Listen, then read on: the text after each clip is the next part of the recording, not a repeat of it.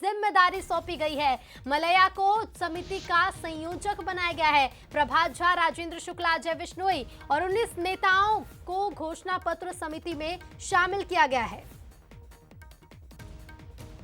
तो देखिए, MP BJP चुनाव प्रबंधन समिति के साथ साथ एमपी बीजेपी ने घोषणा पत्र समिति की भी घोषणा कर दी है और इस समिति में पूर्व मंत्री जयंत मलैया को बड़ी जिम्मेदारी सौंपी गई है। समिति का संयोजक मलैया को बनाया गया है। 19 नेताओं को घोषणा पत्र समिति में शामिल किया गया है।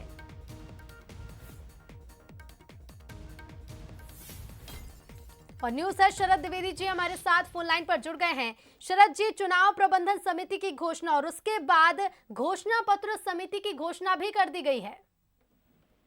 बिल्कुल, देखिए, चुनाव प्रबंधन समिति में जो नाम है वो सब लाइकली थे, यानी जिनकी संभावना थी जी। बिल्कुल वही सारे नाम हमको चुनाव प्रबंधन समिति में देखने के लिए मिले हैं और सारे सीजन कैंपेनर्स हैं, सारे अनुभवी और वरिष्ठ नेता हैं।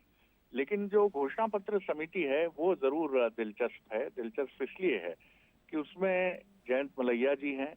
जयंत मलैया जी के साथ कुछ और ऐसे नाम हैं जिनके लिए ये कहा जा रहा था कि वो बीते कुछ समय से या लंबे समय से मुख्य धारा की भारतीय जनता पार्टी की राजनीति से थोड़े अलग थलग पड़े हुए थे जी। या खाते अलग थलग थे।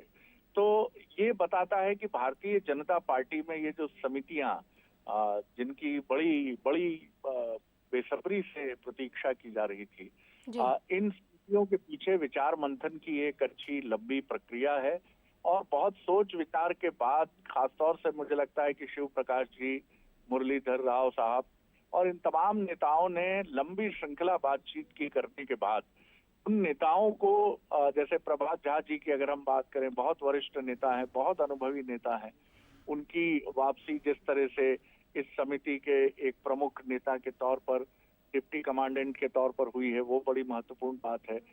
इंदौर के महापौर इस समिति में है, तो एक विविध रंगी स्वरूप भी इसको देने की कोशिश की गई है। जी ऋतु।